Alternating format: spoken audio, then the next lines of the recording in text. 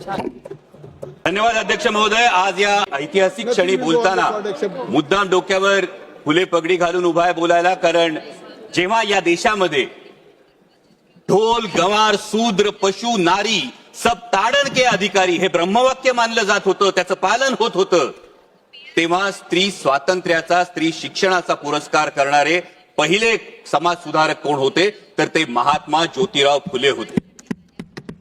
जेव्हा पूर्ण चेहरा झाकला जाईल असा घुंगट ओढून चूल आणि मुलीपर्यंतच, चूल आणि मूल यापर्यंतच महिलेला राखून ठेवलं जात होतं, तिला बंधनात ठेवलं जात होतं, माणूस म्हणून सुद्धा जगण्याचा अधिकार नाकारला जात होता, तेव्हा ज्यांनी उंबरठा ओलांडला, शेणगारा सोसला, पण स्त्रीला अक्षरांची ओळख करून दिली, तिला तिच्या स्त्रीत्वाची जाणीव करून दिली, त्या क्रांतीज्योती सावित्रीबाई फुले, या फुले दाम्पत्याचं फार मोठं योगदान या संपूर्ण प्रवासात आहे.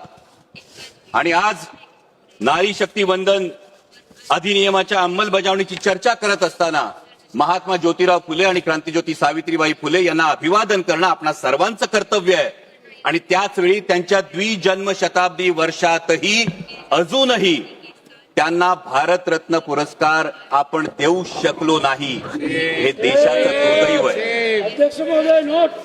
अध्यक्ष महोदय, महात्मा ज्योतिराव फुले, तथागत भगवान गौतम बुद्ध आणि संत कबीर यांना गुरुस्थानी मानणाऱ्या डॉक्टर बाबासाहेब आंबेडकरांनी जे इंग्लंड अमेरिकेला जमलं नाही ना ते करून दाखवलं. संविधानाच्या अंमलबजावणीपासून पहिल्या दिवसापासून हा महिलांना मतदानाचा अधिकार दिला. आणि ही नररत्न ज्या महाराष्ट्रात जन्मली त्या महाराष्ट्राचा मी मावळा आहे. या महाराष्ट्रात एक फार मोठा मातृत्वाचा, नेतृत्वाचा आणि कर्तृत्वाचा वसाडी वारसा आहे. जो मातृत्वाचा वसाडी वारसा आहे तो राष्ट्रमाता जिजाऊ माँसाहेबांचा आहे, कर्तृत्वाचा वसाडी वारसा क्रांतीज्योती सावित्रीबाई फुल्यांचा आणि नेतृत्वाचा वसाडी वारसा पुण्यश्लोक अहिल्याबाई होळकरांचा आहे. आणि त्यामुळे या महिला आरक्षण विधेयकाला विरोध असण्याचं काही कारणच उद्भवत नाही.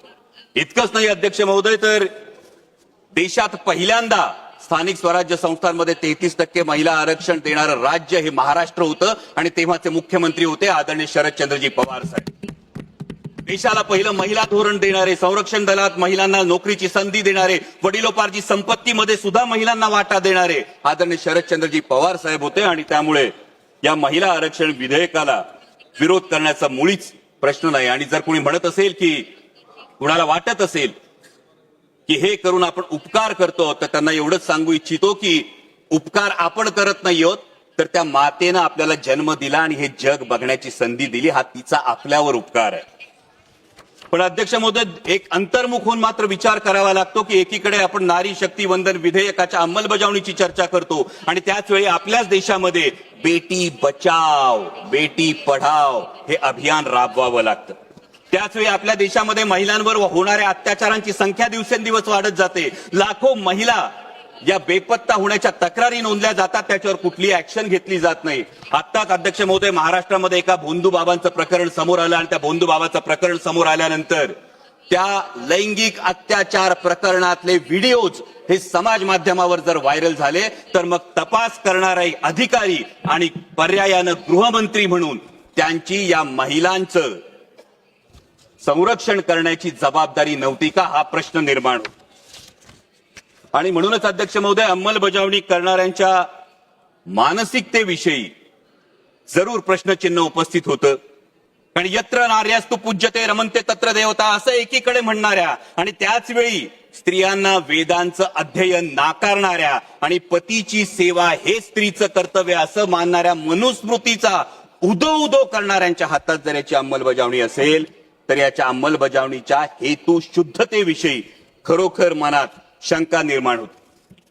कारण अध्यक्ष महोदय, खरं तर जसं मगाशी माझे सहकारी अरविंदजी सावंत यांनी म्हटलं त्या पद्धतीनं संपूर्ण विरोधी पक्षाचं हेच मत होतं की नारी शक्ती वंदन विधेयक हे 2024लाच लागू करा, द्या आमच्या बहिणींना हक्काचा अधिकार, द्या आमच्या बहिणींना या पार्लमेंटमध्ये आणि विधानसभेमध्ये प्रतिनिधित्व. आणि हे फार सोपं होतं करणं.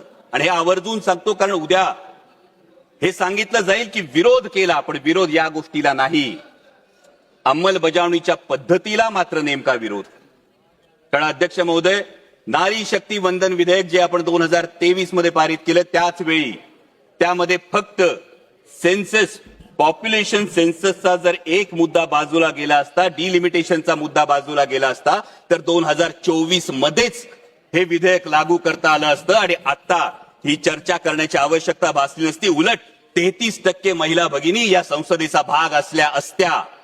परंतु आता मात्र जे विधेयक आणलंय ते महिला विधेयकाच्या आडून एक वेगळा कावा तर खेळला जात नाही ना, हा प्रश्न उपस्थित होतो. कारण एकीकडे डिलिमिटेशन नंतर 815 सदस्य होणारे हे सदस्य होत असताना उत्तरेकडच्या राज्यांना 40% प्रतिनिधित्व आणि दक्षिणेकडच्या राज्यांना जेमतेम 20% प्रतिनिधित्व मिळालं. तर एक व्यक्ती एक मत एक मूल्य हे जे तत्व आहे, या तत्वाला हरताळ फासली जाणार नाही. दुसरीकडे महत्वाचा मुद्दा हा आहे की समजा शाळेमध्ये एक विद्यार्थी आहे, तो विद्यार्थी चांगला अभ्यास करतो, चांगला अभ्यास करून चांगल्या गुणांनी पास होतो. दुसरा विद्यार्थी म्हणावा तसा अभ्यास करत नाही, त्याला गुण मिळत नाही. आपण बक्षीस कुणाला देणार? चांगल्या गुणांनी पास झालेल्या की अभ्यास न करणाऱ्या विद्यार्थ्याला? दुर्दैवानं ज्या राष्ट्रीय कार्यक्रम ज्या राज्यांनी अत्यंत प्रभावीपणे राबवले, लोकसंख्या नियंत्रणात आणली, त्या राज्यांना मात्र डिलिमिटेशन मध्ये शिक्षा मिळेल का आणि ज्यांनी राबवली नाही त्यांना मात्र याच्यामध्ये सवलत मिळेल का, असा प्रश्न निर्माण होतो. दुसरा महत्वाचा मुद्दा येतो तो प्रादेशिक असमतोलाचा. दोन महत्वाचे मुद्दे आहेत सर. प्रादेशिक असमतोलाचा मुद्दा आज आपण बघतो संपूर्ण देशामध्ये शहरी भागामध्ये लोकसंख्या फार मोठ्या प्रमाणावर वाढली आहे आणि डिलिमिटेशनचा निकष हा फक्त लोकसंख्या असेल तर शहरी भागातलं प्रतिनिधित्व फार मोठ्या प्रमाणावर वाढेल आणि त्याच वेळी ग्रामीण भागाचे मुद्दे, ग्रामीण भागाचे प्रश्न मांडण्यासाठी, माझ्या शेतकऱ्यांचे, माझ्या कष्टकऱ्यांचे प्रश्न मांडण्यासाठी पुरेसं प्रतिनिधित्व मिळेल का, हा पुढचा फार महत्वाचा मुद्दा येतो. त्यानंतर जेव्हा 815 सदस्य होतील अध्यक्ष महोदय, तेव्हा या 815 सदस्यांना आज या सभागृहामध्ये अनेक सदस्य असे आहेत की ज्यांना हा प्रश्न आहे की माझा प्रश्न काळात कधी लागणार. त्यांना अनेकदा हा प्रश्न पडतो की 0 आवर मध्ये मी जी 2 मुद्दे सर 0 आवर मध्ये मी मुद्दा मांडतो त्याचा मला ट्रेजरी बेंचकडून लिखित उत्तर येत नाही. मला जो खासदार निधी मिळतो तो केवळ 5 कोटी रुपयांचा मिळतो. 24 लाख लोकसंख्या असते, म्हणजे रुमाल दिला आणि कोट शिवायला सांगितला अशी परिस्थिती आहे. माननीय स्पीकर, त्यामुळे या डिलिमिटेशनच्या विषयी जवाब देने के लिए कहा सर, कंक्लूड कर रहा हूं सर. त्यामुळे या डिलिमिटेशन विषयी पारदर्शकता आणि सुस्पष्टता असणं हे अत्यंत आवश्यक आहे, जेणेकरून कुणावरही अन्याय होणार नाही. आणि त्याच वेळी जे माझे मित्रपक्षातले साथीदार आहेत त्यांना फक्त एक सल्ला देऊ इच्छितो की काही लोकांचा इतिहास असा असतो की ज्यांच्या वेळी असं म्हटलं जातं ऐसा कोई सगा नाही जिसे इन्होंने ठगा नाही. त्यामुळे यावर मतदान करताना याचा आपण जरूर भान ठेवाल अशी अपेक्षा व्यक्त करतो. आणि महिला विधेयकाला मुळीच विरोध नाही, परंतु डिलिमिटेशनच्या बाबतीत पारदर्शकता आणि सुस्पष्टता असायला हवी अशी मागणी करतो. धन्यवाद. जय शिवराय.